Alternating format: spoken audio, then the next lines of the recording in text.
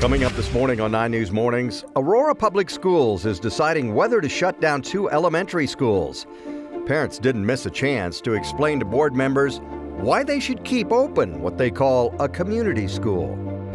This morning, we're continuing our look into the rising number of cases of auto theft in Colorado. An undercover task force is hoping to decrease the crime, but it needs some help. And a huge game win in overtime. The Colorado Avalanche beat the St. Louis Blues in Round 2, Game 1. If you had to go to bed early, like me, we have all the highlights and post-game reaction. 9 News Mornings starts right now. Well, like all of us, right? I mean, all of us went to bed early, but this is the outcome we wanted to see this. Ed stayed up for the end of the game. You did. Well, I did, and I just couldn't go to bed. I just had to see how it turned out because this is it. You know, the second round they have a problem with. I thought, if they lose this, it's going to be miserable, and they pulled it out. Looking good. I know. What are your predictions, Ed? Because I feel like you've been kind of spot on at this 6. point. All right. 6? Yes. Really? All right. You know, you said 5 last time, and we did it in 4. Yeah. I Ed said called sweep. it last time. I He said called sweep. it sweep. Yep. So. I'm There you going go. with the sweep. Yeah. Well, luckily I was wrong last time. That's a good thing. Yeah. So returning to something that you love, have you ever heard the expression, hey, the weather went right in the dumper? No. You're about to meet a king-size dumper. Oh, gosh. That's how Too bad. early for that. That's fun. That's how bad the weather's gonna be. All right. Go to your corner. I'll try and explain my way out of this one. As far as the weather goes, just a few clouds around here right now. We do have 53 degrees, so it's another mild morning in the city, but we also have the chance of a shower or thunderstorm. You see them, but mainly south, I think, of the city. So we'll be right on that line between some clouds and some sunny to partly sunny skies. Then tomorrow we see the clouds move in. Not going to hold the temperature back any, but it is going to change things into Friday. So today, not bad. 80 degrees, maybe a late storm. Tomorrow, 88 degrees with mostly cloudy skies. Look at Friday, 40 degrees colder with a chance for a shower or thunderstorm. And then on Saturday, boy, not a whole lot better. And we could mix the rain with some snow. And up in the mountains, they could get 1.5 feet in some of the northern and central locations. That's a lot, Ed. Thank you so much. Right now, we do want to show you what the drive looks like at I-25 and 6th Avenue from our CDOT camera, where we're just looking at a very quiet interstate. There's one new crash on the map. It's northbound I-25 between Thornton Parkway and 84th Avenue this morning. So it doesn't look to be causing any trouble for us just yet. That could certainly change. It is very early, so thankfully not seeing a ton of volume. Westbound 76 commute time into Commerce City from E470 is only going to take you 10 minutes. So you've got the green light there. No problems to report on I-25 between downtown and the Denver Tech Center. 14 minutes or quicker for your travel time on either side of the interstate. And then I-70, you've got a quick 8-minute commute both ways for your drive between I-25 and 225. Erica, thanks for that. Right now, police in Thornton are asking people to be on the lookout for 2 kids that they believe were taken by their father in violation of court order. Police said that 6-year-old Ellie and 3-year-old Gabriel Wrench were last seen with their dad last Saturday afternoon. They were in Denver's Central Park neighborhood about 4 o'clock. Police think Gabriel Wrench Sr. may have taken them to Laramie, Wyoming. Police say they often go hiking and camping together. They believe they're traveling in a 2008 blue Honda CR-V with license plates that you have on your screen there. If you have any information, you are asked to call 911. The Aurora Public School Board decided to close both Sable and Paris Elementary Schools at the end of next school year in 2023.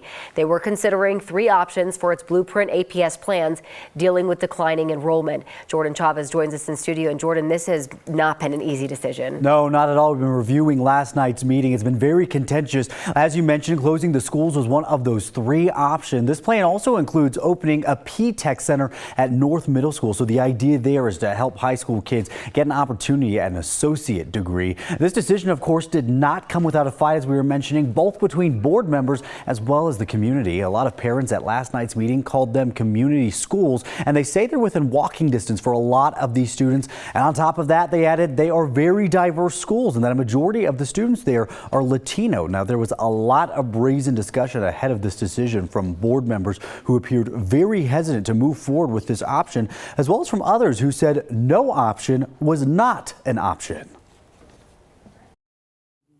At this point in time, we're here as board members representing our students and this community. We've gone through these presentations over and over again. When we left for March, we thought we had made a decision. We come back later and find out it wasn't. Tonight, the community deserves of us to move forward with this and make a decision. It's hard for me too. It's a lot going on, but we need to get moving forward. In the end, it was a very narrow vote of 4-3 in favor of proceeding with the APS blueprint plan, which would mean closing those two schools. Conversations of what moving forward specifically looks like, though, are still ongoing.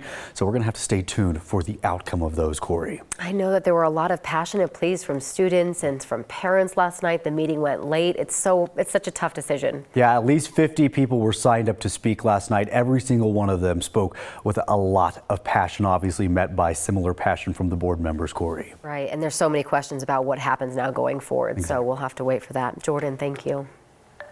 We have an update this morning. The man convicted of firing into a crowd and hitting two people at a protest in Aurora 2 years ago has officially been sentenced. Samuel Young fired those shots after a Jeep started barreling through the crowd. Several demonstrators dove out of the way, but Young pulled out a handgun and shot at it, shooting two protesters in the process. On Tuesday, both victims asked the judge not to sentence Young to prison. For their part, prosecutors asked for a 6-year prison sentence. At the end of the day, the judge sentenced Young to 5 years probation and 70 days in the county jail. I want to thank everyone who has supported me throughout this process. The support has been immense, and I only pray I am able to pay it forward by my future actions and what I'm able to do for the community. If you remember, this was during the Elijah McClain protest. So the Jeep's driver that shot at was never charged. The judge said the driver was the only person who was on I-225 legally during that protest. The city and county of Denver is facing another federal lawsuit over its handling of the George Floyd protests in 2020.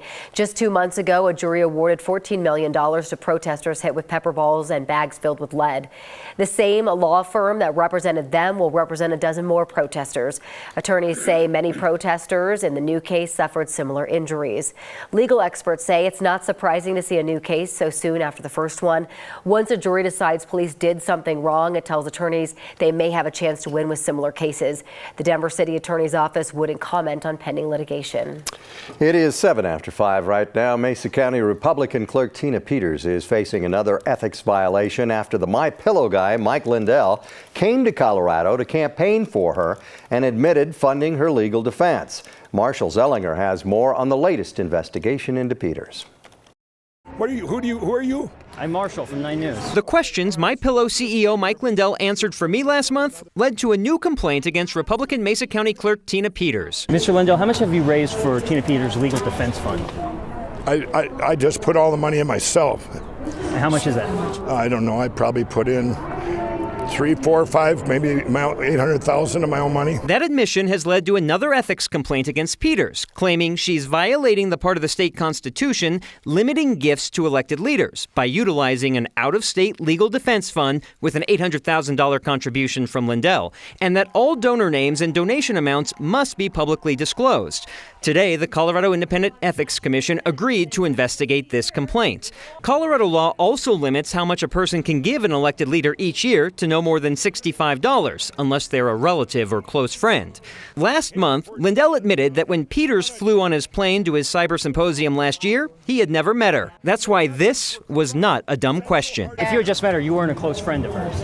I just met her that day. Another dumb question. Following our reporting on Lindell's own words, Peters said she had no knowledge of Lindell paying for her legal defense.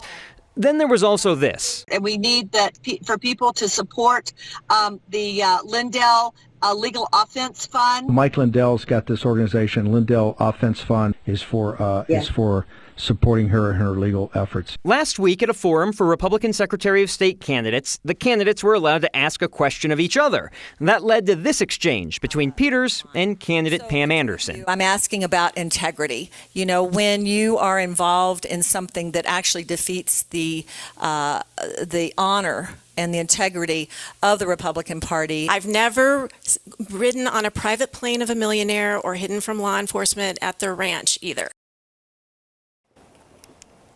So there. This legal defense fund popped up after another ethics complaint against Peters that was filed earlier this year. In that complaint, it was about a previous legal defense fund that was also not disclosing the names of donors and amounts. The website for that fund was taken down, and the donations were encouraged instead for the out-of-state Lindell Fund. An election tie in Elk Creek was decided by a draw of a hat. No, seriously, the Elk Creek Fire Department recently decided a board of directors election by picking a name out of a hat after Chuck Newby and Dominique Devaney both got 179 votes. Chuck won. State statute says an election tie has to be broken in some form or fashion. How it's done is up to the jurisdiction that's running the election. So there have been coin flips, drawing names from a bowl, and a few years ago, an open seat for Cripple Creek City Council came down to high card wins, with each candidate drawing cards from a deck. 10 of diamonds won over a 7 of clubs. And one thing you want to know about the weather today is going to be warm again. Temperatures right around that 80-degree mark with a chance for an isolated storm. Tomorrow, more clouds, but more heat. Temperatures nearing 90 degrees. Ed, thank you so much. One thing to know right now, we've got a northbound I-25 crash. It's between Thornton Parkway and 84th Avenue this morning.